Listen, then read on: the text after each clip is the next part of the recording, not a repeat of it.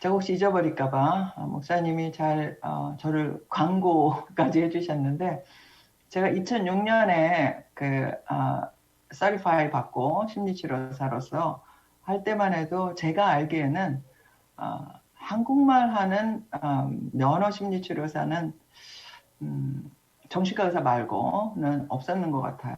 그래서 참 안타깝고 지금도 저희는 2세들, 1.5세들이 정신과 의사가 많이 나왔으면 좋겠어요. 여기 정신과 의사가 지금 아동 정신과 말고 지금 3분 정도밖에 안 계세요.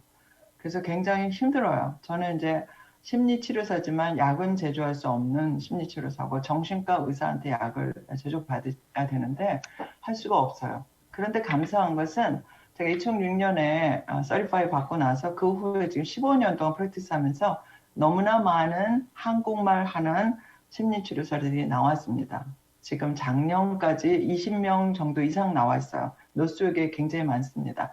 물론 이제 요즘에 가족 치료나 심리 치료는 다 줌으로 하기 때문에 뭐 장소에 상관이 없고 뭐 저도 뭐 노스쪽뿐 아니라 뭐 북쪽 어디 또 뭐 해외 미국 뭐 다른 도시 뭐 다 우리 요새는 모든 심리 치료자들이 오히려 한국말이 제공되지 않는 뭐 몽턴, 할리팍스 이런 곳에 계신 분들도 많이 도움을 받을 수가 있어서 어떻게 보면 코로나 덕분에 굉장히 어려운 때 저희들이 일할 수 있는 좋은 계기가 되었어요. 그래서 한 20분 정도 계시거든요. 그래서 뭐 저가 스케줄이 맞으면 해드리겠지만 저 아니고도 혹시 어디다 할지 몰라요 하면 제가 리퍼럴을 드리도록 하겠습니다. 그래서 연결하셔서 골마 터져서 이혼하기 직전까지 아니면 가족관계 파괴되게 기다리지 마시고 손길을 요청하시면 굉장히 많은 도움을 얻을 수가 있습니다. 그렇게 해주시기 바라고요. 지난주에 제가 숙제를 내드렸는데 좀 하셨죠, 그래도. 네, 하셨으리라고 생각돼요. 우리 이름을 부르지 않고 H라고 해야 될 것 같아요. 유튜브에 나가니까 H 권사님, 집사님, 네, 숙제를 하신 것 같아요. 아주 밝은 미소로 네, 하고 계신데 반영, 인정, 공감하는 대화 연습 한번 해보시면 어떨까 싶었어요. 그래서 좀 도움이 되셨나요? 네, 실패를 많이 하셨죠. 네, 제가 어저께 제 남편한테 요새 제가 강요가 많아서 목이 좀 아프더라고요. 그래서 내가 목이 아프네. 그랬더니 우리 남편이 뭐라 그랬게요? 지난주에 제가 하도 목사님을 괴롭혀 드려갖고 오늘은 딴 사람한테 목이 아파요. 그러면은 남편들이 주로 뭐라 그러나요? 자, 반영을 한다면 어떻게 해야 돼요? 당신 목이 아프구나. 그죠? 그리고 인정. 내가 요새 강의를 많이 쓰고 있다. 당신 요새 정말 강의가 많았지. 그래서 목이 아프구나. 그래서 나 어떻게 해야 될지 모르겠어요. 내일 또 연강교 해야 되는데. 그러면, 정말 그렇겠네. 그리고 공감을 해, 해줬으면 참 좋았는데. 오늘 제 강의에 도입부를 우리 남편께서 장식해 주시느라고 그렇게 평소에 너무 잘하는데 그렇게 하지 않고 딱 뭐라 그래요? 부인이 아프다 그러면 남자분들 어떻게 하세요? 오늘도 정보성 목사님을 시킬 수도 없고 어떻게 해요? 굉장히 부담되죠. 남자는 어디로 간다 그랬어요? 누가 문제를 얘기하면 바로 이걸 어떻게 해결해야 될까 이리로 가요. 야, 이게 조물제가 왜 이렇게 만들었나? 이거는 좋은 의도예요. 나쁜 의도 절대 아니라고 했습니다. 그죠? 좋은 의도 맞죠? 근데 문제는 이 좋은 의도가 기술이 부족함으로 인해서 효과적이지 않을 뿐 아니라 역효과가 난다는 사실이에요. 여기 어르신들 꽤 많으신 것 같은데, 야, 내가 몸이 아프다. 그러면 자식들이 어떻게 하세요? 엄마 약 드셨어요? 꼭 이렇게 물어보죠. 안 물어봐요? 네, 한국 사람 얼굴 표정이 없어갖고 저만 웃고 있는 것 같아. 안 물어봐요? 아프든 말든 챙겨 안 합니까? 고마워요. 약 드셨는지 챙겨주시는 거니까. 그런데 별반 도움이 되지 않아요. 마음은 못 알아준 것 같아요. 자식 새끼들이 내 마음을 못 알아준 것 같아요. 약 안 먹어서 아픈 게 아니란 말이에요. 제가 어저께 약 먹는 거 몰라서 여보 내가 요새 강의를 많이 했더니 목이 아프네요. 이런 게 아니란 말이에요. 제가 웃으면서 저녁을 차리면서 여보, 내일 강의에 당신이 좋은 예를 제공해줘서 고마워요. 당신 평소에 굉장히 공감을 잘하는데, 아, 그랬더니 우리 남편이 이래. 당신은 왜 약 먹으라는 걸 공감을 안 해? 이래 저한테 완전히 맞받아치더라고요. 여보, 그거는 당신이 해결책을 제신 거에 대해 공감하는 거는, 야, 이거 배운 거 가지고 더 공격하면 이제 웃으면서 이렇게 전문가의 집안이 이렇게 살고 있습니다. 서로 배운 지식을 가지고 당신이 왜 공감을 안 하냐고 서로 지적을 하면서 살고 있습니다. 다시요. 아프다 그러면 아프구나. 이게 반영이에요. 그죠? 네, 강의를 많이 해갖고. 왜 그러니까 강의를 많이 해가 아니라, 강의를 정말 요새 많았지. 그것이 인정입니다. 그래서, 아이고, 내일 또 어떻게 해야 될지 모르겠네. 그래서 좀 마음이 당황스럽네. 고민이 되네. 이러면 끝까지 공감하는 거지. 끝까지. 끝에는 해결해 줘야지. 아니요. 약을 먹고 안 먹고는 누가 결정한다 그랬어요? 말한 사람이 결정을 해요. 말한 사람이 다 알고 있어요. 제가 약은 먹지 않고, 아, 여보 꿀차를 타 먹어야 되겠어요. 그리고 이제 꿀차를 타서 먹고 자고, 오늘도 이제 꿀차를 타서 먹고 있습니다. 써머리가 되었나요? 네, 이게 지난주에, 회복으로 가는 연습. 연습이 참, 어떻게 보면 힘들지만 의도적으로 하지 않으면 연습은 되지 않습니다. 근데 참 감사한 것은 하나님께서 우리에게 상처를 받은 만큼, 상처를 받았다는 건 누구에게 영향을 받았다는 얘기거든요. 다시 말하면 회복할 수 있는 길이 있다는 거. 왜요? 또 내가 좋은 연습을 하면 내가 나한테 영향을 주고 내가 가족한테 좋은 영향을 주기 때문에 그래요. 상처를 파헤치고 뭐 그것이 알고 싶다 뭐 이런 거 아는 사람 좋아하시는 분도 계시더라고요. 그것도 여러분 자유지만 저는 그것이 별로 알고 싶지가 않아요. 그것보다는 원인보다는 어떻게 회복을 도와줄 수 있을까? 네, 우리 여기에 어쩌면 좀 더 관심이 있어야 될지 모르겠어요. 내 자식이, 내 새끼가, 내 마누라가, 내 남편이 왜 그러지? 많은 치유와 회복의 또 하나의 방법은 뭐냐면 이해하려고 하지 말아야 돼요. 만약에 이해하려고 하면 이해가 절대 되지 않기 때문에 점점 화가 나요. 근데 우리가 많이 상처를 받고 정말 이해가 안 갈 경우에 아주 매일매일 쓰는 말이 정말 이해가 안 돼. 아니 어떻게 당신 정말 이해가 안 돼. 맞죠? 저만 그런가요? 맞아요. 이해가 안 되게 되어 있어요. 내 그릇하고 저쪽 그릇하고 생김새 성격이 너무나 다르기 때문에 이해가 안 되는 것이 맞습니다. 이해가 하는 것이 아니라 그대로 그냥 놓아두는 거라고 지난주에 얘기했죠. 놓아두는 것. 그 사람이 그 사람 될 수 있도록 놔두는 것. 이것은 굉장한 자유예요. 예, 오늘 목사님 기도해 주시면서도 자유를 얘기하셨는데 정말 내가 그곳에서 풀려나고 누가 나를 얽매고 있는 것이 아니라 내 팔자가 나를 얽매고 있는 것이 아니라 내가 나에서 자유함을 얻는 길입니다. 내가 나되는 사람은 다른 사람을 다른 사람 되게 할 수 있어요. 근데 문제는 뭐냐면 자기도 자기가 되질 않아요. 자기 안에 해결되지 않은 문제를 상대방에게 투사해서 그 사람을 컨트롤해갖고 내 욕구에 맞추려고 하는 그래서 많은 컨플릭이 거기서 물론 다른 사람이 잘못한 것도 있죠. 그러나 많은 컨플릭에 내가 해결할 수 있는 그 많은 갈등 중에 최고의 비결은 일단 내가부터. 그죠? 내가 무슨 동기에서 화가 나는지 잠시 한번 생각해 보면 잠시만 생각해도 내가 그렇게 기대하고 있었는데 그 사람이 그렇게 안 해주니까 참 화가 나는 거예요. 오늘 진도를 한번 내보도록 하겠습니다. 이것은 제가 많이 이분의 글을 읽고 치유는 여러 가지로 올 수 있어요. 물론 하나님 직접 치유하고 기도해 주시고 설교 들을 때 마음에 와닿고 찬양 부를 때 마음이 시원하고 다 되죠. 또한 이 길을 그래도 좀 더 심각하게 걸어간 우리의 말할까 뭐 선배님들 뭐 동서양을 막론하고 글들을 읽으면서 많이 치료받을 수가 있습니다. 제가 23년 전에 25년 전이네요. 한국에 있을 때 이 책을 번역을 했는데 헨리 나우엔의 책을 읽으면서 많은 그 치료를 받았던 그 경험이 있어요. 근데 제가 지난주에 가족의 상처 중에 가족 치유, 가족 시스템 입장에서 봤을 때 뭐라 그랬죠? 사람이 마음이 불안하고 할 때 염려가 있을 때 네 가지 정도의 부정적 반응과 한 가지 정도의 긍정적 반응으로 나눌 수가 있는데, 마음이 불안하면은 저 사람이 화날까봐 내가 그를 맞춰주는, 그것이 우리가 그냥 볼 땐 굉장히 착한 사람 같지만 사실은 굉장히 병든 사람일 수 있다, 이런 얘기를 한 거 기억나세요? 기억나는 사람? 네. 야! 김 권사님, 또 원 권사님, 할렐루야. 이래서 보람이 너무 있습니다. 반응 감사해요. 맞죠? 근데 교회 다니시는 권사님들은 많은 경우에, 왜냐면 교회에서 기대하는 게 있잖아요.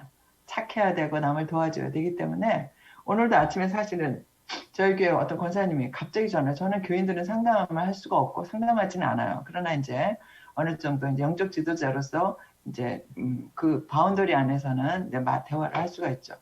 막 가슴이 퍽퍽해갖고, 제가 오늘 강의가 있어 좀 바쁜데 다음 주 수요일이 어떨까 했더니 지금 막 폭발할 것 같아요. 그럴 때는 위기 상담이기 때문에 제가 그럼 권사님 잠깐 제가 시간을 내겠습니다 했더니 말을 했는데, 제가 오늘 이 강의를 할 줄 알고 하나님께서 그분의 케이스를 주신 것 같아요. 한 30분 얘기하면서 그래도 누가 말을 들어주니까 좀 마음이 풀리잖아요. 무슨 역할을 했냐면 이분이 가족 가운데서 기쁨주 역할을 한 거예요.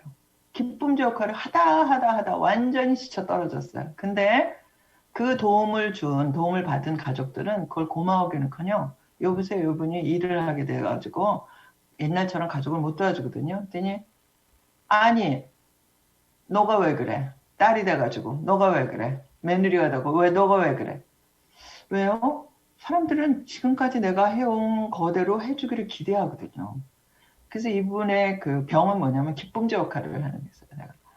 네, 집사님 너무나 수고하셨습니다. 정말 가족을 위해서 희생하시고 아마 이제 그 상조를 통해서 하나님께 좀 쉬라고, 지나치게 희생하지 말라고 하시는지도 모르겠어요.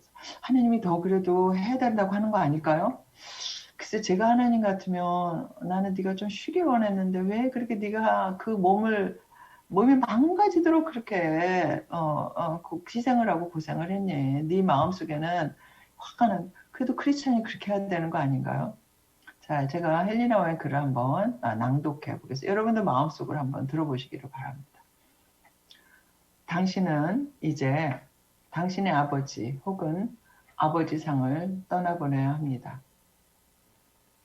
그들의 눈으로 당신 자신을 바라보고 그들로 하여금 당신을 자랑스럽게 만들려고 하는 일을 멈춰야 합니다.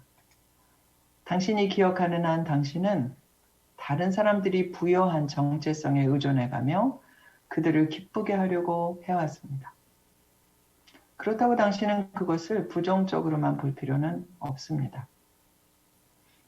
당신은 그들에게 당신의 마음을 주기를 원했고 실제로 쉽고 빠르게 그렇게 해온 것입니다. 그러나 이제 당신은 이런 스스로 만들어낸 도구들을 떠나보내고 하나님 한 분만으로 족하다는 것을 믿어야 합니다. 당신이 이제 다른 사람의 기쁨조가 되기를 멈추고 자유로운 존재로서 당신의 정체성을 다시 세워나가야 합니다. 제가 지난주에 추천한 책 생각나세요? 네, 빅터 프랭클의 죽음의 포로스 연설.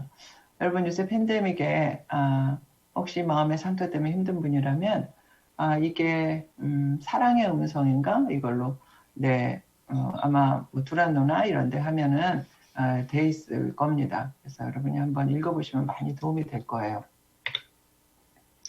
오늘 제가 두 가지 관점에서 가족의 치유에 대해서 말씀드리겠다고 약속했죠. 네, 지난주에는 되게 가족 치료 접근적으로 봤고 오늘은 성격과 문화 차이를 볼 거예요. 예, 이 한 시간 이거를 어떻게 다 하겠어요? 예, 다 하기 참 힘들 겁니다. 예, 그러나 한번 목사님 오늘 얘기하신 대로 인사이트, 그러니까 무엇을 본다는 것은 우리가 어떤 관점을 한번 생각해 보는 것이거든요. 그래서 다른 관점으로 한번 내 삶을 들여다보는 것이에요. 지난주에는 가족 시스템의 입장에서 봤고 불안에 대해서 내가 어떻게 반응하는지, 삼각관계가 어떻게 우리 가운데 방해거리가 있는지, 오늘은 내 성격적으로 우리 가족이 어떻게 상처를 서로 주고받고 어떻게 또 조화림을 살아가고 있는지, 그리고 이민교회, 사회에서 가장 중요한 문화적인 역량이 어떻게 주고 있는지. 오늘은 조금 지난주엔 조금 부부에 초점을 뒀고요. 오늘은 부부도 있지만 자녀와의 관계, 또 부모와의 관계, 그리고 넓히면 우리 공동체 안에서 교회 공동체, 교회 식구들과의 관계, 또 사회에서 일터에서 학교에서 이런 모든 관계까지 적용할 수 있으리라고 생각이 됩니다. 성격 검사를 사람들이 요즘에 한국 사람들이 무슨 MBTI가 무슨 사주 보는 것처럼 굉장히 유행하더라고요. 제가 너무나 놀라서 어떤 면에서 참 반가워요. 자기 이해에 대한 관심이 굉장히 많아진 거죠. 근데 어떤 면에서는 상당히 조심스럽다 이런 생각이 들어요. 여러분 MBTI라고 구글에다 놓고 검색을 하시면요. 정말 너무 어마어마한 강의와 어마어마한 양의 내용들이 있습니다. 자기 이해를 위해서 필요해요. 근데 여기서 오늘도 제가 강의 시작하기 전에 그냥 전제를 여러분에게 나누고 싶은 것은 이것은 우리를 하나로 클래스로 묶고 하나 획일적으로 스테레오타이핑 한다 그러죠. 하기 위해서 만든 것이 아닙니다. 여러분 그 성격 검사 중에 제가 오늘 소개할 MBTI 마이어스-브릭 템퍼먼트 인덱스라는 것인데 이건 융이라는 심리학자의 융을 뭐 다 얘기할 수는 없고 프로이트 하면 융이잖아요. 융은 인간은 어떤 아르케타입이 있다, 어떤 원형이 있다라는 생각을 하게 됐어요. 그래서 그 원형을 이 사람이 나누었어요. 그 원형을 나누었는데 성격을 나누진 않았어요. 융은. 그 아르케타입 원형을 나누었는데 이것을 가지고 마이어스 앤 캐서린 브릭이라는 그 엄마하고 딸이 여기에 관심이 많아서 융의 그 아르케타입 타이폴로지 그것을 가지고 4개 곱하기 4개 4, 4, 16 16개의 인덱스 지표로 나눈 것입니다. 지금 지구상에 몇 명의 인구가 살고 있죠? 제가 학교 다닐 때 60억이었는데 지금 70억인가요? 엄청 많은 70억이라고 합시다. 계수 안 된 사람까지 태어나고 있는 애들까지 70억의 인구를 16가지의 성격으로 나눈다는 것은 말도 안 되는 얘기예요. 그래서 심지어 4가지 알파벳이 있는데 저 같으면 제가 폭로하겠습니다. ENTJ예요. 사령관 같은 성격입니다. 같이 살아주는 남편이 오직 감사하죠. ENTJ라는 영어 알파벳 4글자인 사람이 전 세계에 좀 희귀한 성격이 한 2% 미만이거든요. 2%는 몇 명이 되나요? 뭐 예를 들어서 1억이라고 합시다. 그럼 1억의 성격이 다 똑같냐? 아니죠. 너무나도 다르죠 또. 그래서 하나님이 70억이라는 인구를 주셨는데 이 인간의 성격을 16가지 나눈다는 것은 어불성설입니다. 그러나 왜 하느냐? 그럼에도 불구하고 어떤 공통점을 찾아내는 것입니다. 이것은 자기를 이해하고 남을 이해해서 가족의 치유와 회복, 공동체의 회복, 또 사회의 건강, 정신 건강을 위해서 하는 작업이에요. 하나의 프로세스죠. 그래서 이것을 결정론적으로 이것은 당신이 이렇게 태어났으니까 이렇다. 나는 이렇게 태어나서 이렇다라고 하는 전제를 가지고 이런 성격 검사를 하신다면 그것은 좀 생각을 해보셔야 되죠. 네. 그래서 쉽게 오늘 설명을 드리도록 하겠습니다. 또 하나 말씀드릴 것은 실제로 MBTI 사이콜로지스트들이 있고 라이센스가 있어서 정식으로 검사를 받으시려면 이제 저는 1995년에 연대에서 이거 공부할 때 성격 검사를 미국에다가 의뢰해가지고 실제 받았어요. 그때 당시에 100불이 넘었어요. 근데 지금은 아마 몇백 불 할 거예요. 그러면은 136개의 문항이 있어요. 거기서 해서 보내면 미국에서 답이 하는데 요새는 인터넷이 있으니까 바로 답이 오겠죠. 그러나 검사비를 내고 해야 되고 가능하면 심리치료사나 라이센스 있는 사람하고 하는 것이 좋습니다. 왜? 많은 오해들이 있어요. 마치 우리가 사주를 보고 내가 오늘 팔자가 이러네 라를 보는 것처럼 성격 검사를 하시면요. 많은 도움이 되지 않아요. 네. 그래서 이 성격을 가지고 내가 어떻게 치료하고 어떻게 대인관계를 하고 그래서 이제 가능하시다면 전문가하고 하는 것이 좋습니다. 그러나 오늘 잠깐 설명을 드리면서 많은 분이 하셨을 거예요. 저희는 시니어 대학에서도 제가 이걸 했는데 굉장히 재밌었어요. 하는 그 프로세스 자체가 치료거든요. 토론토에는 2박 3일 이거를 전문적으로 강의하시는 강사님이 계세요. 전공하신 분. 2박 3일 MBTI 수련회라 그래가지고 합니다. 만약 코로나가 풀리고 이러면 아니면 뭐 줌으로라도 이제 그분이 하신다면 또 하실 수가 있죠. 네 가지를 얘기를 하려고 그래요. 자, 네 가지 페어가 중요한데 여러분 한번 쓰시면서 종이가 있으면 그렇게 어렵지 않아요. 자기 추측할 수 있어요, 오늘. 근데 물론 이것이 있어요. 나는 원래 성격은 저는 굉장히 활달한 성격인데 제가 사모가 되고 나서 이거 죽이느라고 한국의 동신교회 부목사 사모였거든요. 굉장히 영락교처럼 막 전통 있고 의리의리한 교회라서 뭐 부목사 사모는 어디 명함도 못 내밀죠. 그래서 그거 죽이는 훈련하느라고 제가 굉장히 죽어 있었는 것 같아요. 그래서 그때 성격 검사를 하니까 제가 내향적이라고 나와요. 되게 웃기죠. 자기가 되고 싶은 그리고 사회에서 기대하는 교회에서 기대하는 그것을 자기도 모르게 찍게 되는 거예요. 근데 실제 검사할 때 정직하게 써야 되고 어떨 때 내가 자유함을 얻고 남의 눈치 안 보는 그거 성격을 제가 여기서 손들라고 안 할 테니까 한번 네 가지만 쓰면 되니까 한번 검사를 해보시기 바랍니다. 자, 네 가지 지표인데 제가 첫 번째 지표부터 가도록 하겠습니다. 따라오세요. 첫 번째는 외향적이냐 내향적이냐. 굉장히 쉽죠. 많이 들어봤죠. 저 사람 아주 시원해. 뭐 저같이 외향적이한데 저 사람은 참 말이 없고 혼자 있는 걸 참 좋아해. 내향적인 거죠. 쉬워요. 근데 이걸 아셔야 돼요. 저희 남편의 경우에 물론 뭐 토론토 교계 뭐 24년 목회했으면 웬만한 사람은 박태현 목사님 굉장히 내성적인 다 알죠. 그렇긴 하지만 그래도 설교할 때나 설교 끝나고 나서 성도들하고 얘기할 때는 말 잘합니다. 새로운 성도가 누가 하나라도 오면은 막 먼저 다가가서 얘기합니다. 외향적인 사람은 먼저 다가가서 얘기해요.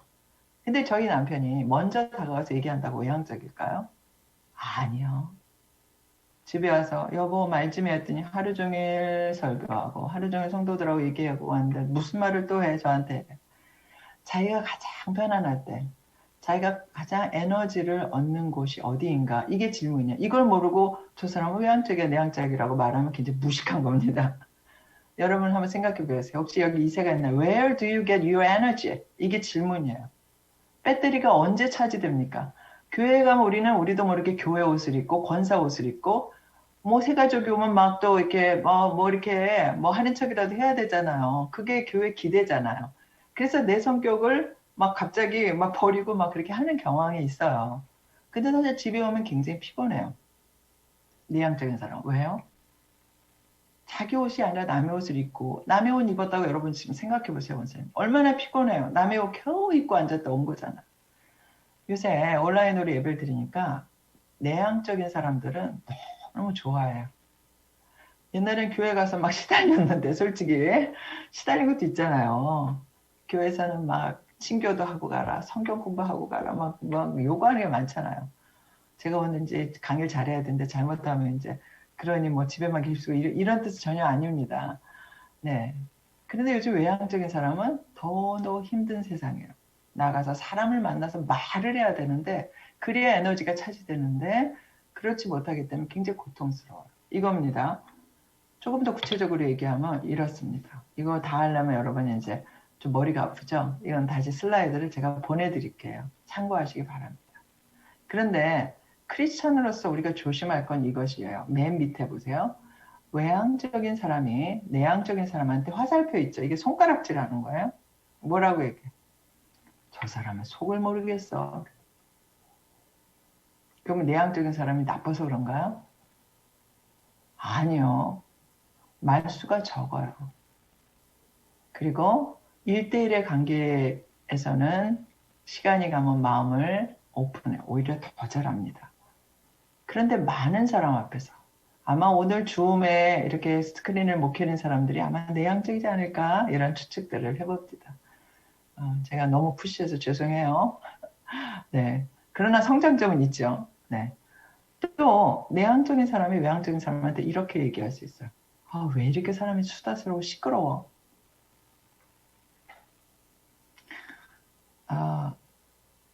저는 이걸 좀 조심하려고 하죠. 어디 가면 이제 말을 드려야 돼요. 여러분 한번 생각해 보세요. 여러분은 거기 한번 써보세요. 외향적인 사람, A, B, C, D는 다 쓰실 수 있죠? 네. 딴 걸로 써도 괜찮습니다. 그러나 쓰실 수 있으면 나는 E인지 외향, 나는 I인지. 그러면 이제 벌써 하나가 되었어요. 되었죠? 다 넘어갑니다. 두 번째 짝꿍. 두 번째 짝꿍은 이건 조금 어려워요. 그렇죠? S냐 N이라는 것인데 S는 센싱의 약자예요. 센싱은 뭐 이렇게 만지다, 뭐 그렇죠? 감각하다라는 것이잖아요. 이것은 사물을 인식할 때, 정보를 내가 들여놓을 때 어떤 중간에 무엇을 통해서 정보를 입력하냐는 것입니다. S가 강한 사람, 센싱이 필요한 사람은요, 만져봐야 돼. 오감, 눈으로 봐야 되고, 그리고 느껴봐야 되고, 여러분, 한국식품이나 갤러리아 스폰 가서 파가 이렇게 있잖아요.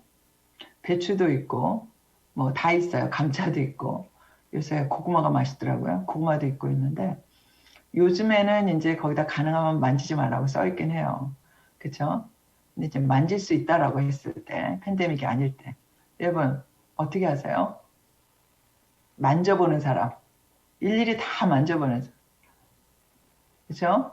만져봐야 되고, 사실 정보를 알아야 되고, 예를 들어서, 여성교에서, 우리가, 5월 달에 어머니날 행사를 한다. 어머니날 행사는 여성교에서 하면 안 되고 남성교에서 해야 되죠. 저희 교회는 어머니날은 남자들이 짜장면 해주거든요. 남자 성도들이. 할렐루야. 권사님들이 쉬는 날. 그러면은, 만약에 회장은, 모든 것을 이렇게, 알아야 되고, 뭐, 구체적으로 계획한 스타일이 아니에요. 근데 여성교회 총무는 일일이 알아야 돼. 그러면 5월 며칠 날, 물론 날짜 정도에 잡아야 되겠죠. 그러면은 메뉴는 뭐, 영광교회가 진짜 정말로 토론토에서 제가 가서 먹어본 음식 중에 정말 품위와 맛과, 그게 막 제가 행사 때만 가서 그런지 호텔식 그 상차림과 제가 여러 번 갔거든요. 거기 가서 맨날 배워갖고 옵니다. 야, 크리스찬도 이렇게 격조 있게 먹어야 되는데, 이러면서. 그것을 아주 디테일하게 짜요. 뭐는 누가 준비하고, 장은 어떻게 보고, 계획 쭉 있어. 이 총무님은 S일 거예요. 그런데 회장님이 만약에, 이 여성교 회장님이, 아니야. 직관형이야. 저는 직관형인데, 그러면 총무가 이건 어떻게 하고 이렇게 합시다. 원사님. 그러면, 그냥 대충 하고 그때 가서 저 갤러리아 가서 세일하는 거 하든지 그때 가서 뭐 배추 좋은 거 있어 배추를 겉절이 하든지 별로 세부적으로 계획하는 것에 스트레스를 받아요. 이게 이 차이입니다. 그렇다고 뭐 뜬구름 잡는 것은 아니지만 S인 사람이 느끼기에는 저 권사님은 왜 이렇게 뜬구름 잡아. 우리가 여성교회 지금 예산이 100불밖에 안 남았는데 거기서 하려면 자세하게 짜야 되고 뭐는 중국장을 봐서 좀 싸게 할지 뭐 이렇게 결정을 해야 되는데 맨날 저렇게 대충이야. 그래서 좀 더 나오면 저러니까 문제가 있지. 뭐 이렇게 욕을 할 수 있단 말이에요. 자, 다시 정리합니다. 정보를 입수할 때 실제적 구체적인 것을 원하는 사람은 S가 강한 사람, N인 사람은 이상적 추상적 전체 맥락을 중시해요. 저는 N이 강해갖고 S가 부족해요. 그래서 무슨 영화를 보면 스토리가 잘 생각이 안 나, 옮기려면. 근데 뭐만 생각나면 저는 메시지만 생각나. 어떤 영화를 봐도 그 영화가 주는 메시지가 뭔가, 이거에 자꾸 관심이 생겨요. 차이가 좀 되시죠? 네. 넘어갑니다. 이것도 자세히 보면 이렇습니다. 나중에 공부를 하시고. 단지 이걸 조심해야 돼요. 자, S가 강한 사람은 직관이 강한 사람한테 이렇게 욕할 수가 있어요. 저렇게 변덕쟁이 이러자. 정한 대로 해야지. 제가 저희 교회 이제 성도님들하고 같이 사역을 하면서 이건 이렇게 했으면 좋겠는데요. 그러면 저한테 지난번 회의 정한 대로 저는 이렇게 할 거예요. 이렇게 꼭 보내는 사람이 있어요. 수십 년 그분하고 일을 했는데 저하고 이것이 항상 충돌을 느껴요. 그래서 제가 이게 전문가인데도 불구하고 저는 N이 강하기 때문에 마음고생을 제가 많이 해요. 그래도 실제 내일 그것을 하려다 보니 이런 부분이 있어서 이렇게 바꾸면 좋겠는데 바꾸는 거 너무 싫어해. 원래 질서와 체계대로 하는 것을 좋아해요. 근데 그분도 문제가 있긴 있을 수 있죠. 아무리 좋은 게 새로 생겨도 그거를 선택하기가 힘든 거예요.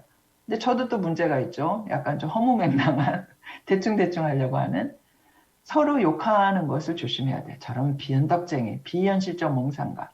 그리고 저는 또 그분을 향해서 그 집사님, 아, 왜 이렇게 고지식하지? 계획은 했지만 실제 가보니까 그게 너무 비싸서 좀 딴 걸로 교육 재료를 바꿨으면 좋겠는데. 그거 막 이게 수십 년에 마치 부부가 되는 것 같아요. 이렇게 성도님들이 한 교회를 섬긴다는 것은 마치 부부 같아요. 성격이 변하지가 않거든요. 그럴 때 우리가 기도한다는 것은, 내려놓는다는 것은 어쩌면 그 성격을 이해하는 첫 단계부터 시작돼야 됩니다. 자, 여러분 쓰세요. 아까 이 I 쓰셨어요? 자, 지금 합니다. S 아니면 N. 되셨죠? 넘어갑니다. 세 번째, 반 하셨어요. 자, 세 번째, 이거 굉장히 쉬워요. 이건 여러분이 많이 들어보던 거예요. T는 뭐의 준말일까요? 그렇죠. thinking. 생각이에요. F는 그렇죠. feeling. feeling의 앞자를 다서 F라고 합니다. T냐 F냐인데 이것은 뭐냐면 의사결정할 때 결국은 뭐를 사용해서 의사결정하냐 이거예요. 이 질문이 중요해요. 의사결정할 때 자기가 편안할 때는 가만히 있을 때 자기도 모르게 그렇게 결정하는 건 결국은 그 사람은 사고를 통해서 결정했다. 아니면 감정적으로 의사결정을 했다. T가 강한 사람은요. 논리적이고 분석적이고 야 여기 지금 뭐가 있어요? 저울이 있죠. 이거 뭐라 그러지? 천평이라 그러나요? 네. 공평해야 돼. 이 기울어지면 큰일 나요. 저처럼. 공평. 저도 뭐 상담사니까 뭐 필링 훈련받고 다 느낍니다. 근데 결국 제가 의사결정할 때 보면요. 제가 막 힘들어하는 거는 공평해야 돼. 한 사람도 거기서 공평하지 않으면 안 돼. 근데 F가 강한 사람은 논리와 공평 이거보다는 상황을 고려하죠. 협력과 조화를 중시해요. 그래서 느낌이 편한 쪽으로 의사결정을 합니다. 교회니까 제가 한번 이런 예는 사실 없겠지만 들어봅시다. 연말에 크리스마스 때 우리가 좀 어려운 사람들을 위해서 쌀을 공급하기로 했다. 쌀 한 포대씩 사가지고 드리기로 했다. 근데 어려운 사람의 카테고리가 애매하잖아요. 그렇죠? 그러니까 일단은 70세 이상 시니어 중에서 뭐 쌀 정도야 뭐 다 드릴 수 있죠. 근데 조금 더 하면 뭐가 좋을지 모르겠어요. 근데 그 중에서도 싱글 혼자 사는 어르신들에게 어떤 걸 해드리기로 했다. 이렇게 해봐요. 정했어요. 카테고리. 그렇죠? 논리적으로 70세 이상 혼자 사는 어르신들에게 크리스마스 때 어떤 선물을 하기로 교회에서 결정을 했어요. 근데 그 정신은 뭐냐면 어려운 사람들을 돕는 거예요. 그렇죠? 근데 그 카테고리는 뭐냐면 두 가지 원칙을 정했어요. 그런데 구제를 담당한 권사님께서 실제 주려고 딱 생각해 보니까 마음에 걸리는 사람이 너무나 많아요. 저분은 싱글은 아니지만, 그죠? 남편도 아프고, 살아있지만 남편 너무 정말 오늘날 하고, 너무 힘들고, 정말 쌀이 오늘 무거워요. 또 차도 없어서 살아갈 수도 없고. 그지 권사님이 그 집을 늘 돌봤거든요. 자기가 쌀 하나 사주는 거야 할 수 있지만, 교회에서 이번에 이렇게 구제 사역을 한다 하니까 좀 해줬으면 좋겠어요. 그죠? 그래서 마음이 너무너무 힘들어. 자, 이런 갈등 상황에서 어떤 의사결정이 맞을까요? T가 강한 사람은 그래도 정한 대로 해야지. 원칙대로 해야지. 그죠? F가 강한 사람은 교회가 그렇게 사랑이 없으면 안 되죠. 교회는 정상 참작이라는 게 있죠. 그러면서 그 정해놓은 규율보다는 정상을 참작해서 하려고 할 것입니다. 누가 맞아요? 둘 다 맞아요. 그래서 교회가 어려운 거예요. 정치도 어려워요. 둘 다 맞습니다. 그런데 우리가 이렇게 손가락질하면 곤란하죠. 자, 넘어가 봅니다. 이렇게 된 거죠. T가 강한 사람, 저처럼 F한테 아유 맨날 감정적이라서 죽대가 없어 죽대가. 아니 정한 대로 해야지 이렇게 얘기해요. F가 강한 사람은 T한테 어떻게 이렇게 차가워 사람이 너무 냉정해. 이런 손깍질이 할 것이 아니라 서로 얘기해야 되죠. 아, 참, 그거 참 좋겠네요. 정말 그분 사실 힘든 거 우리 교인들이 다 하는데, 한번 좀, 그러면 원칙을 좀 어떻게 해서라도 플러스, 뭐 어떻게라도 이렇게 좀 해봐야 될 것 같은데, 아니면 제3의 방법은 없을까? 혹시 뭐 구제부에서 못하면 선교회라도 한다라든지, 무슨 뭐 저희 교회는 돌봄사역부가 있거든요. 가정사역부 내 돌봄사역부에서 한다. 뭐가 그분을 좀 할 수 있는 방법을 우리가 같이 생각해 봅시다. 이렇게 뭔가 제3의 생각을 좀 해본다면 좀 가능하죠. 서로 인정해주고 타협해주는 것이 필요하죠. 자, 여러분 쓰세요. 자, 이제 세 번째 자기 성격입니다. T하고 F 어디십니까? 네, 마지막입니다. 여기 먼저. 이거는 조금 어렵습니다. 자, 쉬웠다, 어려웠다, 쉬웠다, 어려웠다 하죠. 이거 마지막이니까 좀 어려워도. 이거는 뭐냐면요. J는 저중에, 판단하다의, 물론 판단입니다. 근데 이것이 남을 판단한 저증 멘탈이 아니라 저증은 지금 내가 어떤 판단을 해서 다음 것을 계획하고 뭔가 정리를 하고, 하는 성격을 말해요. 그래서 신속하게 결론 내기를 좋아해. 막 회의하면은 결론이 안 나잖아요. 결론이 안 나면 굉장히 불안해요. 회의를 좋아하고, 그래서 회의에서 뭔가 결정하기를 좋아해요. 그런데 P는 뭐냐면 perceiving이라는 영어 단어, perceiving, 뭐 감지하다 이런 거죠. 영어로는 go with flow, 흘러가는 대로 따라간다 이거예요. 그러니까 결정한 대로 가는 것이 아니라 계획된 대로 가는 것이 아니라 원래 여기서 내가 가족들과 함께 우리 팬데믹 끝나면 정말 여행 가고 싶으시죠? 우리가 몬트리올까지라도 좀 갔다 오고 싶다. 그러면은 이제 저는 제이니까 당연히 저는 플래닝을 하죠. 여러분 1박 아니 하루 만에 갔다 오면 너무 힘들고 최소한 1박은 해야 되니까 그럼 우리가 몬트리올에서 잘까? 오타와에 잘까? 거기 친구가 제 친구가 몬트리올에 살거든요. 그냥 쫙 가갖고 걔네 집에서 같이 밤새도록 얘기도 하고 그러고 잘까? 뭐 이렇게 플래닝을 해요. 저희 남편은 피가 굉장히 강하신 분이라 그냥 뭐 당일날 내치는 대로 하지 뭐. 누가 맞아요? 제가 뭐 표현을 꼭 제가 맞다고 표현한 것 같나요? 둘 다 맞아요. 네. 그런데 문제는 자 아까랑 똑같이 우리가 만일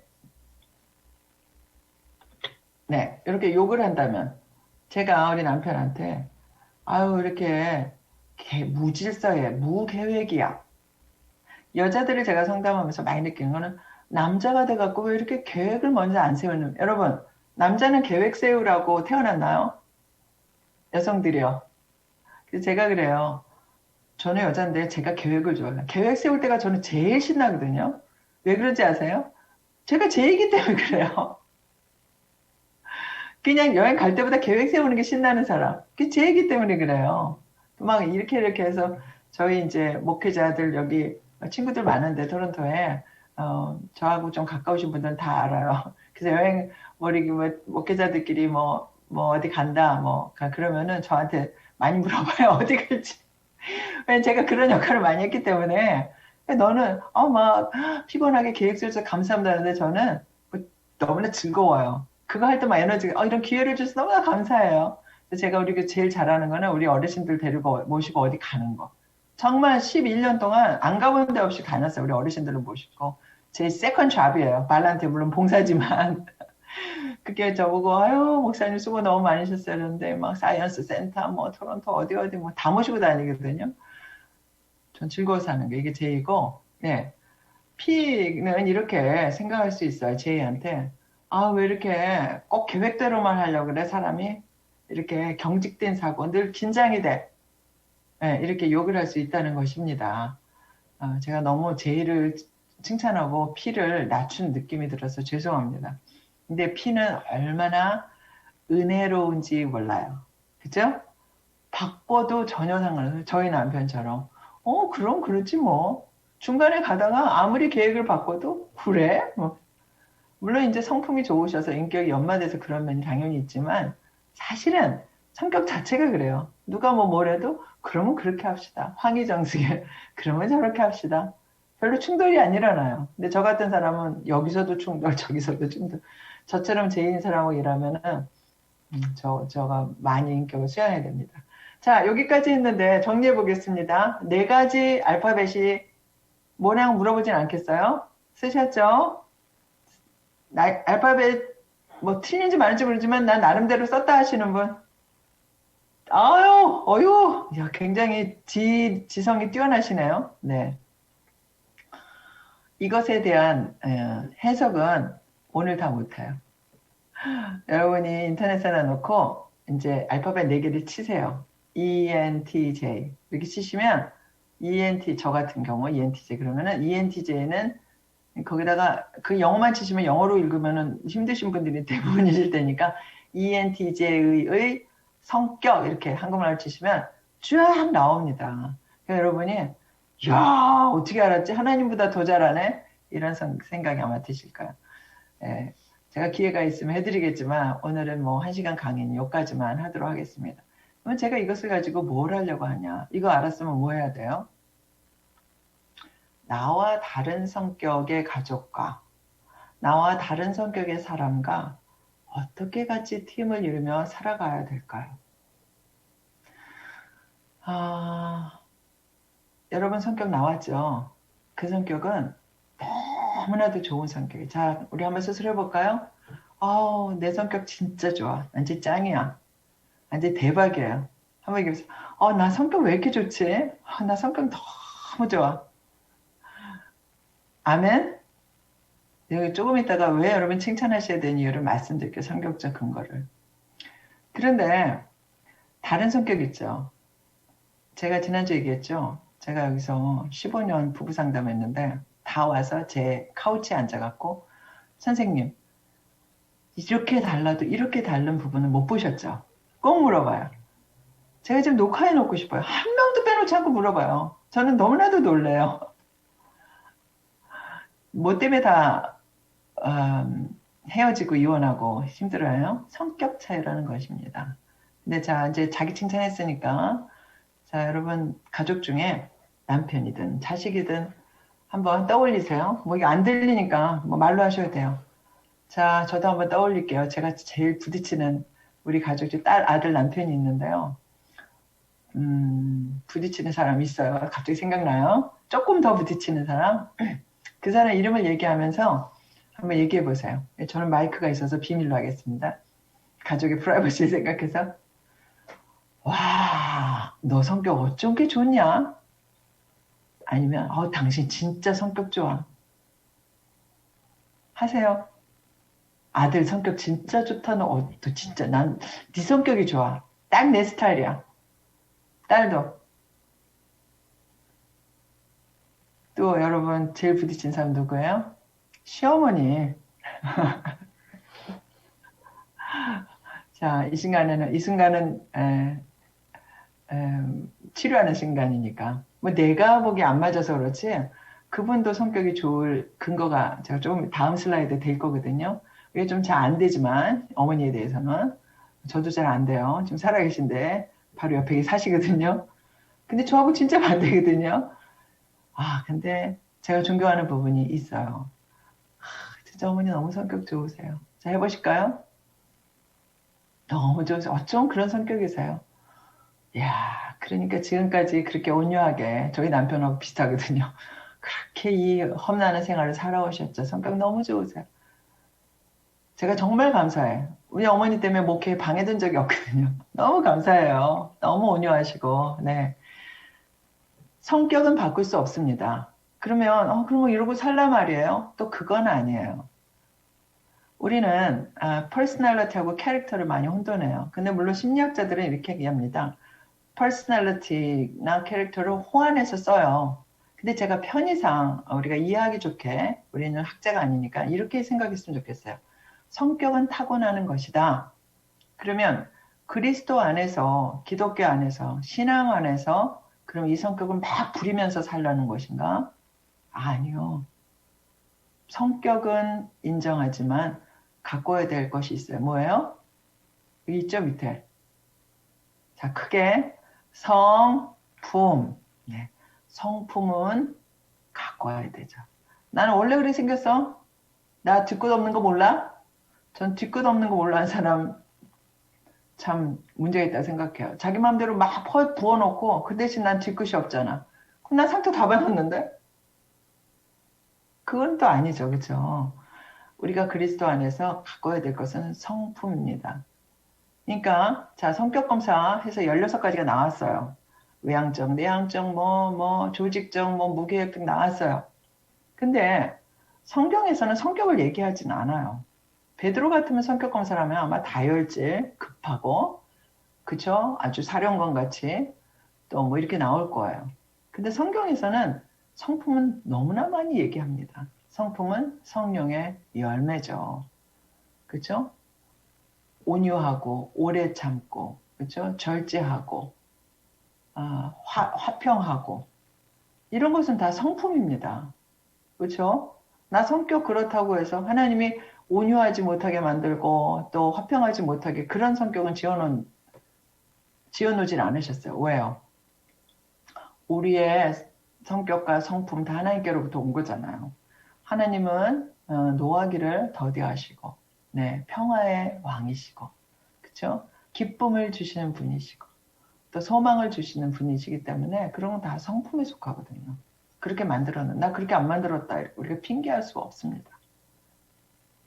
자, 그러면 제가 근거를 대겠습니다. 성경이 말하는 성격은 뭐냐 그러면 시편 139편 13절에 14절. 자, 여러분이 한번 읽어보세요. 시작.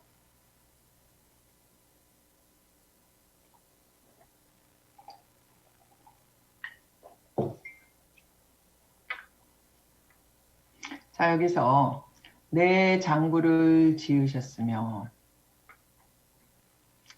내 성격은 이 장부에서 나와요. 내 장기를 지을 때에 하나님이 성격을 지으셨어요. 모태에서 나를 하나님이 그 성격으로 만드신 거예요. 내가 물려달라고 해도 안 돼요. 왜? 하나님이 능력이 없어서 안 되는 것이 아니고 하나님이 지어놓고 뭐라 그러셨어요? 보시기에 좋았더라. 아까 제가 오늘 강의를 시작하면서 나 오늘 성격 너무 좋아하는 근거를 되겠다 했죠? 하나님 우리 보고 그렇게 얘기하셨어요. 나는 내가 지었지만 네 성격 너무 좋다. 어쩜 그렇게 시원하냐? 또 아니면 어쩜 그렇게 말이 없고 늘 차분하냐? 그렇죠? 어쩜 그렇게 따뜻하냐? 어쩜 그렇게 계획하길 좋아하냐? 여러분 16가지 성격이 어디로부터 왔어요? 하나님께로 왔어요. 하나님은 외향적일까요? 내향적일까요? 답을 드렸잖아요. 이렇게 강사가 1번이냐 2번이냐 물어볼 때는 1번과 2번에는 답이 없습니다. 왜요? 둘 다 맞기 때문에. 어떻게 당신은 생겨먹어도 성격이 그렇게 생겨먹었어? 그렇게 하면 하나님을 욕하는 거예요. 맞죠? 하나님을 욕하는 겁니다. 하나님은 두 번째 뭐예요? 감각적이실까요? 세부적으로? 아니면 비전을 제시하고 또 어떤 메시지를 주시는 분일까요? 뭐가 맞아요? 이번에 이제 둘 다 맞죠? 네. 하나님은 얼마나 자세하신지 여러분 출애굽기 레위기 읽어보세요. 그 성막 또 그런 기구들 고가 얼마고 장이 얼마고 그렇게 자세하게 성막을 얘기하실 수 없어요. 우리가 생각하는 것보다 훨씬 더 자세하게 그게 하나님이세요. 그럼에도 불구하고 우리에게 또한 비저너리, 모세와 같은 뜬금이 없지만 하나님의 비전을 받고 그것을 이루려고 하는. 근데 참 재밌는 건요. 제가 아까 그 얘기를 안 했지만 시간이 없어서 합시다.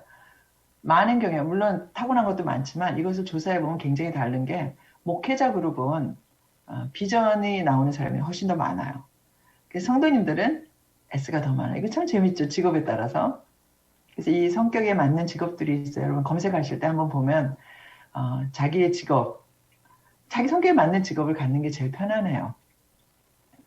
그래서 이걸 이해를 안 하면은 예를 들어서 목사님이 이번에 우리가 교회를 건축합시다. 굉장히 큰 일이죠. 그러면 재정부장 장로님이 아니 모아놓은 돈이 없습니다, 목사님. 대부분의 교회가 그렇게 얘기를 해요.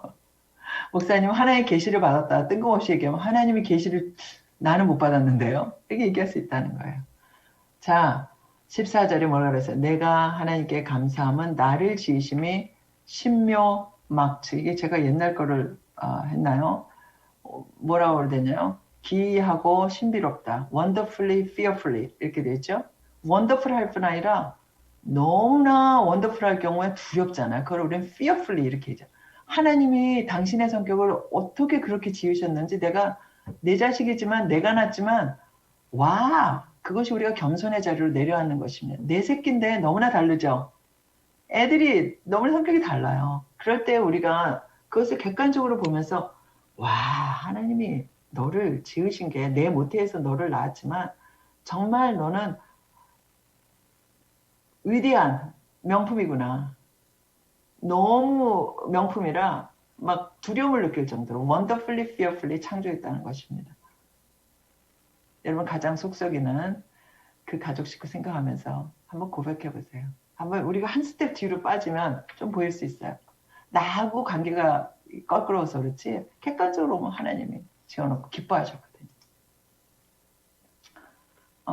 성격하다 보니까 시간이 많이 가서 우리가 10시 반부터 시작했는데 지난주에 1시간 20분 했더라고요. 조금 더 해도 괜찮을까요? 네, 수고하셨습니다. 성격하신다고. 어휴, 저도 수고한 것 같아요. 조금 도움이 되셨으면 좋겠어요. 하나님의 시각에서. 이제 마지막으로 지난주와 이번 주를 마무리 짓는 문화 차이에서 오는 갈등과 상처 어떻게 이해할 것인가. 어마어마한 얘기예요. 문화. 예. 여기에는 종교도 포함됩니다. 우리 신앙도 포함되죠. 제가 이걸 먼저 한번 소개해드리고 싶어요. 자, 여러분을 한번 생각해 보세요. 자, 왼쪽에 수직으로 된 것은 캐나다 문화가 아주 많이 들어가 있는 사람을 플러스, 그렇죠? 캐나다 문화가 거의 사라진 사람 마이너스. 자, 여러분 종이에다가 한번 이렇게 십자를 그리고 한번 그려보세요. 자, 가로 갑니다. 가로, 수평.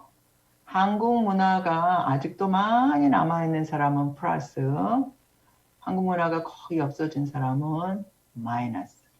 자, 요 십자, 요 가운데다 이렇게 십자를 그리시고요. 요 네 가지 색깔의 가운데 있죠? 가운데 십자를 그리시고, 여러분은 어디에다 점을 찍을 수 있는지를 한번 생각하면서 들어보세요. 먼저, 하늘색. 여러분도 하늘색으로 보이시죠? 초록색으로 하늘색으로 보이시죠? 여기는 뭐냐면은 이민 와갖고 한국 문화는 거의 마이너스고 뭐가 강해졌어요? 캐나다 문화에 많이 적응이 되었어. 동화되었어. 그래서 assimilate 됐다라고 말할 수 있죠. 그런 사람을 여기 점에 찍을 수 있겠죠. 여기 어딘가에. 그렇죠? 밑으로 갑니다. 노란색. 여기는 반대로. 반대는 아니에요. 어디부터 해야 될까? 제가 거꾸로 할게요. 분홍색을 먼저 갈게요. 완전히 반대니까. 대각선. 이게 반대니까. 여기는 뭐냐면 한국 문화. 여기서 지금 50년을 살았는데 굉장히 한국 문화 전통을 많이 갖고 있어 나는. 그리고 캐나다 문화는 이게 굉장히 적어요. 상대적으로. 이것에 있는 사람이죠. 여러분 샤이할 필요 없어요. 누가 맞고 틀리면 없습니다. 이거는 내가 지금까지 살아온 문화예요. 그렇죠? 굉장히 소중한 여러분이 갖고 있는 문화입니다. 제가 그렸나요? 이걸 누가 그렸지? 제가 그렸나요? 여기 이게 뜨나? Anyway, 오케이. 그 다음에 이제 주변화, marginalization 여기 보시면요. 캐나다 문화에서도 캐나다 사람도 아닌 것 같고. 한국에 가면은 우리 금방 알아보잖아요. 교포인지. 남대문시장 가도 다 알아본다고요. 뭐 물 건너 온 사람 냄새가 난다 그래요. 뭐 우리가 좀 어리숙한 것 같아요. 버버버버 걸어서 그런지. 이쪽도 저쪽도 코너로 밀려진 marginalized people이라고 그러죠. marginalized 된, 코너로 몰려진, 주변화된 사람인지. 어떤 면에서 좀 많이 그런 면이 있어요. 자, 노란색에서 이제 보라색으로 갑니다. 이것은 캐나다 문화도 많이 갖고 있고 한국 문화도 역시 또 많이 갖고 있어요. 이것이 잘 통합이 되어 있어요. 그래서 뭐 통합이 되면 융통성이 크죠. 네. 한번 점을 찍어 보시고요. 두 번째는 여러분이 가장 갈등스러워하고 있는 같이 살고 있는 가족은 어디에 점을 찍으실지 한번 생각해 보세요. 많은 경우에 우리의 자녀들은 아마 하늘색 많이 되겠죠. 그렇죠? 그리고 우리 나머지들은 이민원 연수에 따라 남자와 여자의 관계에 따라 또 기타 여러 가지 한국 교회를 다녔다든지 아니면 서양 교회를 다녔다든지 아니면 자기 직장이 서양 사람들하고 많이 일한 직장이라든지 아니면 나는 한국 사람들하고만 늘 평생을 살아 이거에 따라 많이 다를 수 있어요. 누가 맞는 것은 없습니다. 그런데 아이고 문제는 우리가 어떻게 조화롭게 사용하면서 살아가는 수 있는가가 퀘스천이죠.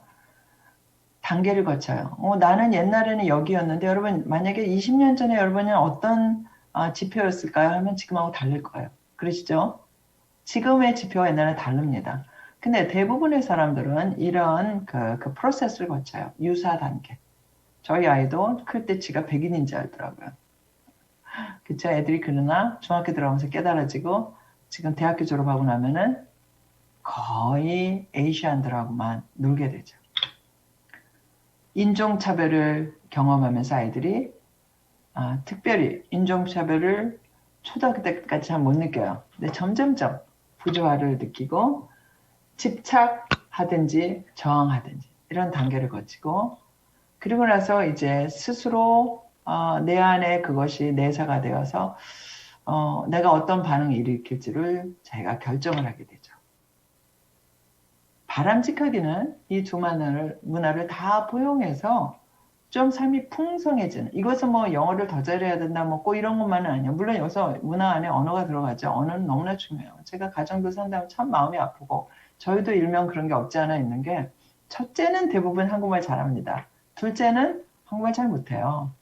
옛날에 특별히 요즘 인터넷 때문에 잘하지만 둘째는 따로 놀아요. 친구들하고. 그렇기 때문에 잘 못해요. 언어가 특별히 아빠하고 아들 대화되지 않습니다. 아빠하고 딸 대부분의 가정이 대화가 안 돼요. 랭귀지 때문에. 우리 안에 제가 슬라이드를 굉장히 많이 준비했어요. 너무나 많이. 우리 1세들은 굉장히 정을 갖고 있는 문화. 이건 굉장히 소중해요. 지금 신학에 지난주에 제가 한의 신학을 얘기했었는데 요즘은 정의 신학입니다. 정의 신학이 많은 문헌들이 나오고 연구가 되고 있어요. 우리는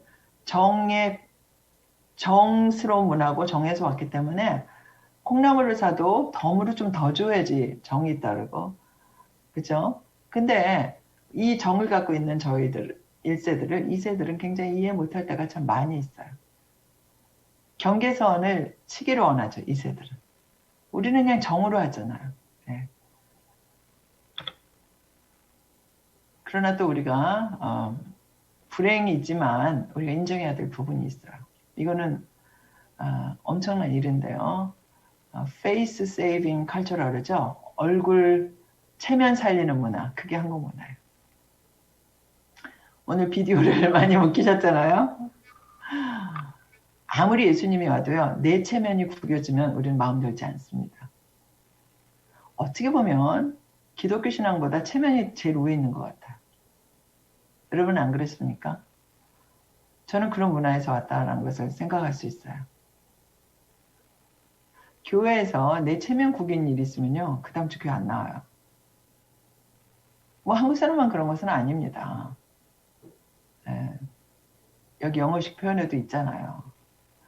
서양 사람도 마찬가지입니다. 그러나 우리는 유교 문화의 영향이 너무나 크기 때문에 체면이 다고, 특별히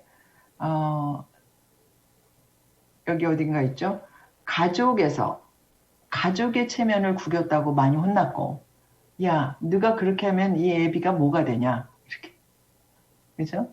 아니, 걔가 그랬는데 네가 옷을 그렇게 입고 가면, 여기, 저희 교회도 마찬가지지만, 고등학생, 여학생들 이렇게 교회 올 때 보면은, 굉장히 도전이 되죠?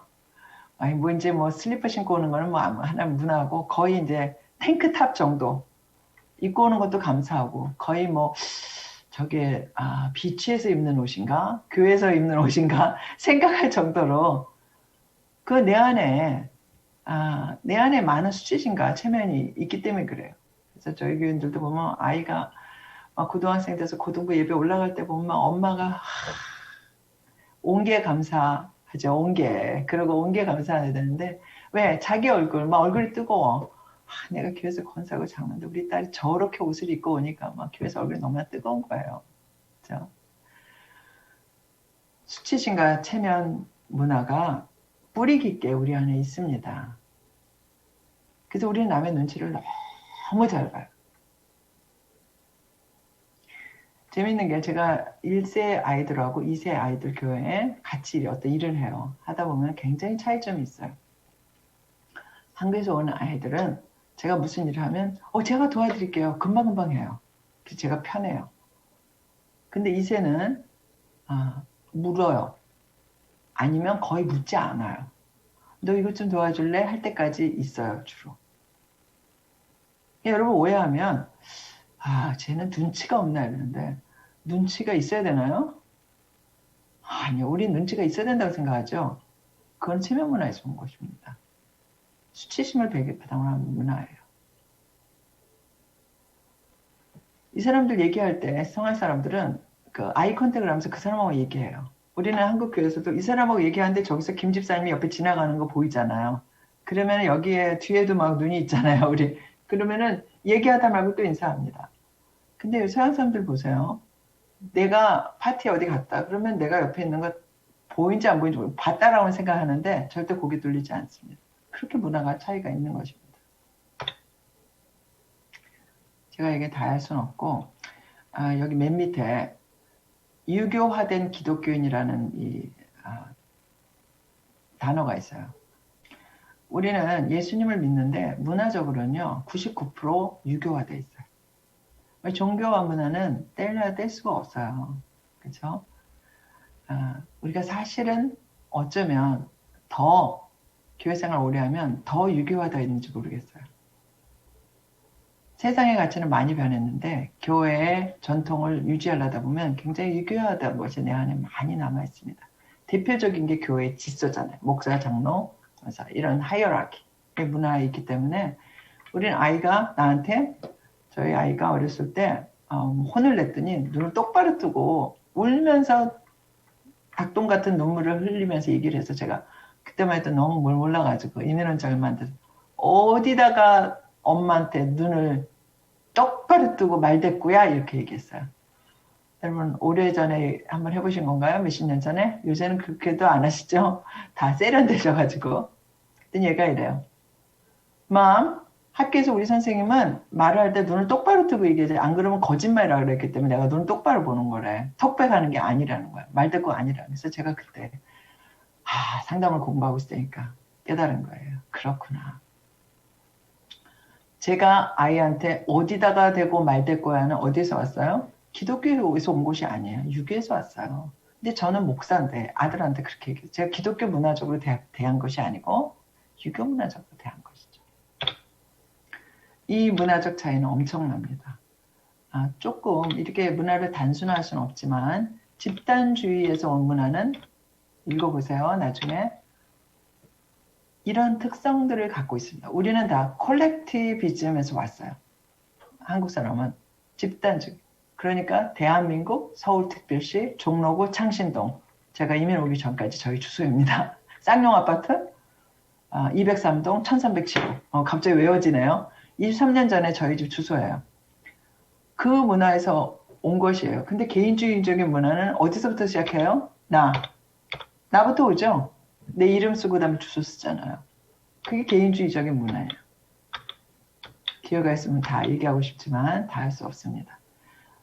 그러면 집단주의가 맞습니까? 개인주의가 맞습니까? 제가 유교를 얘기하다 보니 마치 집단주의는 다 없어져야 될 문화라고 들렸을지 모르겠어요. 근데 그것은 아닙니다. 그럼 개인주의가 맞습니까? 여러분, 개인주의가 팽배한 이 서구 문화, 서구 사회, 기독교 후 문화라고 하는 포스트 크리스천리티 이 문화가 바람직한 것인가요?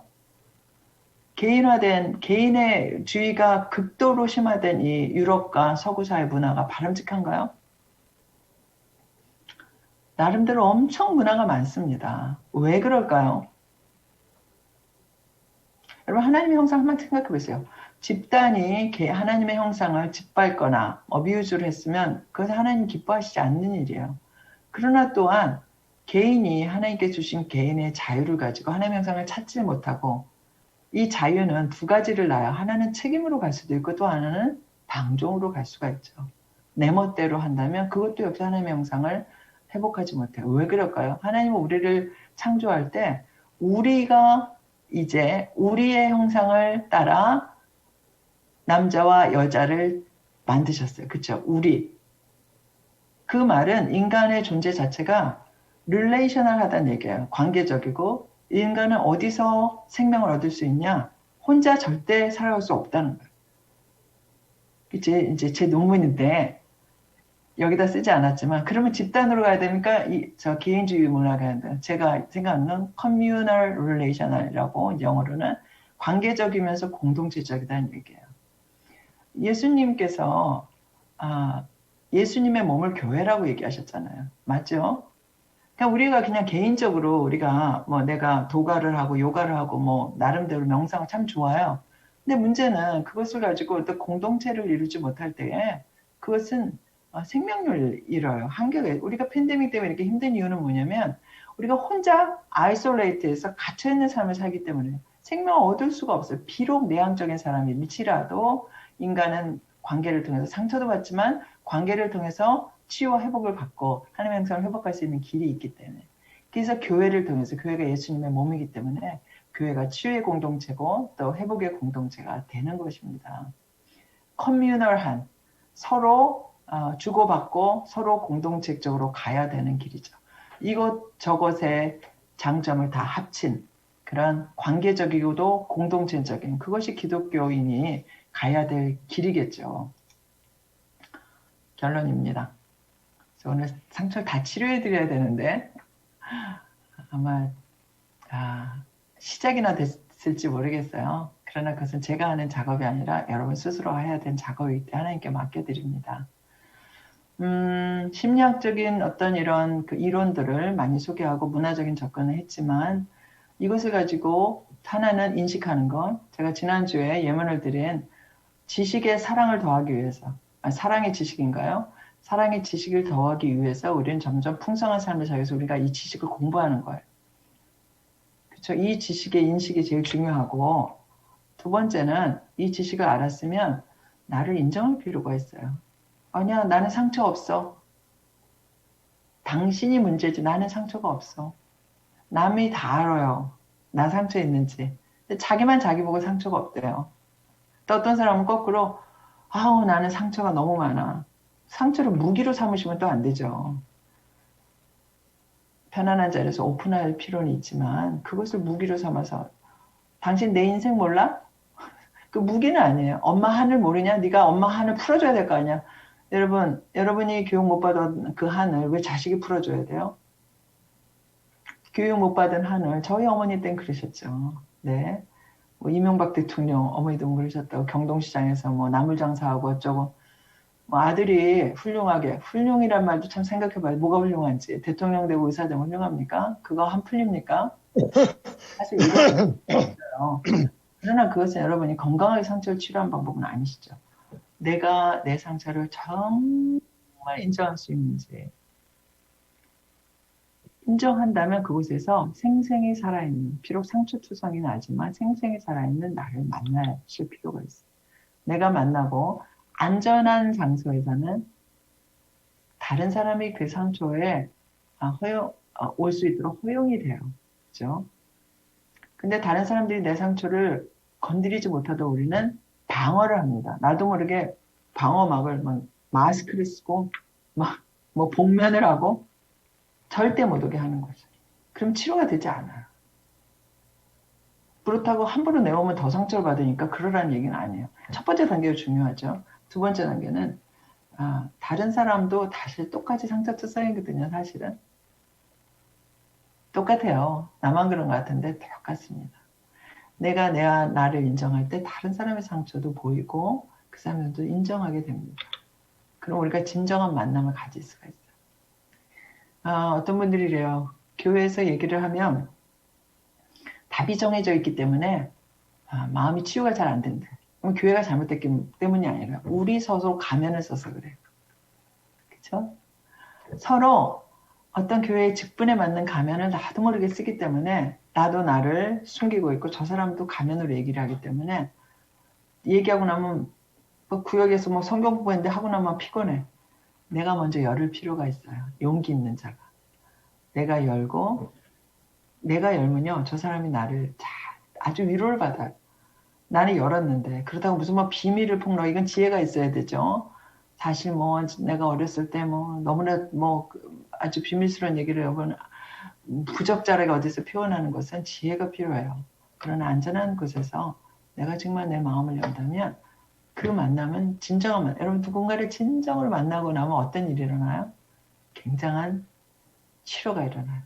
그래서 예수님하고 진정으로 만나고 나면 우리 안에 치료가 일어나는 일은 그 일이에요. 그 사람하고 만나도 치료가 일어나는데 예수님하고 만나면 놀라운 일이죠. 지난주에 제 그림으로 보여줬던 수가성 여인 예수님하고 진정으로 만나잖아. 예수님 막 쪽집까지 다 알고 그 편안한 자리가 용물이 되어주시니까 네 남편을 데려오라 막 가는 거죠. 나 자신이 나와 화해할 준비가 되었는지 여러분 한번 생각해 보시기 바랍니다. 이 상처는 굉장히 좋은 거예요. 여러분 상처 중에서 병 중에서 고통을 느끼지 못하는 병이 있어요. 아시죠? 이것만치 힘든 일 없어요. 피가 났는데도 아프지가 않아. 그건 굉장히 위험하죠. 이 상처 때문에 나는 내 내면으로 들어갈 수 있고 그것을 내어놓고 들여다보고 필요한 약을 발라주고 한 걸음 나아갈 수 있도록 길을 열어줄 때 하나님을 만날 수 있는 길이 돼요. 근데 문제는 뭐냐면 하나님은 어디 계시냐면 이 동굴 안에서 내가 화해를 하고 한 걸음을 내딜 때 하나님은 계속 그 가운데도 계시지만 그 작업이 이루어지지 않으면 하나님도 못 들어와요. 내가 마음을 열어야지 들어오거든요. 그렇죠? 내 가면을 가지고 하나님을 만나려면 만나지가 않는다는 말이에요. 그러니까 우리 권사님들 기도하실 때 많이 오시죠? 저희 교회도 막 하면서 기도하시는. 정말 사정은 제가 모르지만 그분의 영적인 그 느낌을 가지고 같이 아파하며 절절히 하나님을 만나고 계시는구나 이러면서 참 느낌이 와요. 맞죠? 이 문을 통과할 때 내가 눌러놨던 이 문을 통과할 때만 우리는 비로소 하나님이 바로 이 상처 한가운데 계심을 얼마나 큰 위로예요. 하나님 왜 그때 안 계셨어? 나 같이 있었는데 네가 너무 너를 막고 있었어. 너무 너를 혹사하고 체면 지키고 눈치 보느라고 나 옆에 계속 있었거든. 그런지 모르겠어요. 그렇다면 내가 그렇게 준비가 되어갈 때 우리의 가족을 본 눈이 내가 원하는 그 사람, 내 남편이 아니고 동일하게 상처받았지만 그죠? 네, 동일하게 고통스러워하고 동일하게 손을 내미는 우리는 다른 사람의 고통에 대해서 또 그 긍휼의 눈을 가질 때 같이 가는 거야. 손에 손을 잡고 그래 우리가 같이 가는 거다. 이런 그 치유의 가족적으로 또 교회적으로 또 우리 사회가 이런 치유의 공동체로 갈 수 있는 여러분뿐만 아니라 특별히 좋은 계속해서 이건 하나의 주언이에요. 끝나지 않는 주님 앞에 갈 때까지. 그래서 치유하는 걸음이 오늘도 내일도 날마다 있어질 거예요. 왜냐하면 하나님이 함께 하시니까 있어지기를 소망합니다. 수고하셨습니다.